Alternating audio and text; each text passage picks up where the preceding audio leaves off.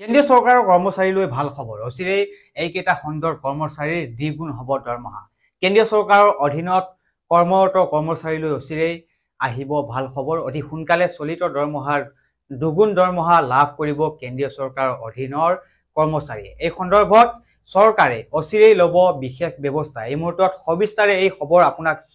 জনোৱাৰ চেষ্টা কৰিম ব্যক্তিগত খণ্ডৰ সৈতে খোজ মিলাই চলাৰ চেষ্টা বিশেষ প্ৰস্তাৱ কাৰ্যকৰী হোৱাৰ পিছতেই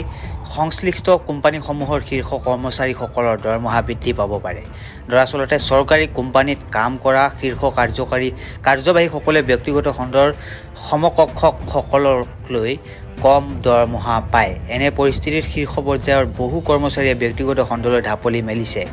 প্ৰদৰ্শন অনুসৰি বৃদ্ধি পাব দৰমহা কেন্দ্ৰীয় ৰাজহুৱা খণ্ডৰ উদ্যোগসমূহৰ ভিতৰত যাৰ ব্যৱসায় 100 কোটিতকৈ অধিক তেওঁলোকেহে এই সুবিধা লাভ কৰিব দৰমহা বৃদ্ধিৰ বাবে এজন কৰ্মচাৰীৰ কামৰ প্ৰদৰ্শনতো নজৰ দিব কেন্দ্ৰই এই সন্দৰ্ভত কেন্দ্ৰৰ অনুসন্ধান কমিটিয়ে জনোৱা মতে ৰাজহুৱা উদ্যোগ বাছনি বৰ্ডৰ পৰা পোৱা প্ৰস্তাৱক লৈ তেওঁলোকে পৰ্যবেক্ষণ চলাই আছে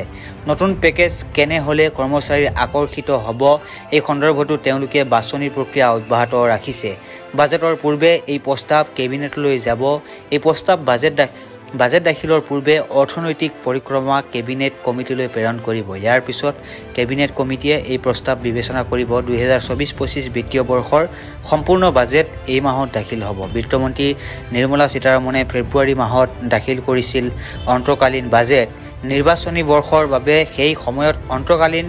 বাজেট দিয়া হৈছিল পূৰ্ণকালীন বাজেটত কেন্দ্ৰীয় চৰকাৰৰ কৰ্মচাৰীৰ দৰমহাৰ বৃদ্ধিৰ বিষয়টোৱে বিশেষ নজৰ কাঢ়িব বুলি কেইবাগৰাকীও পৰ্যবেক্ষকে মন্তব্য কৰিছে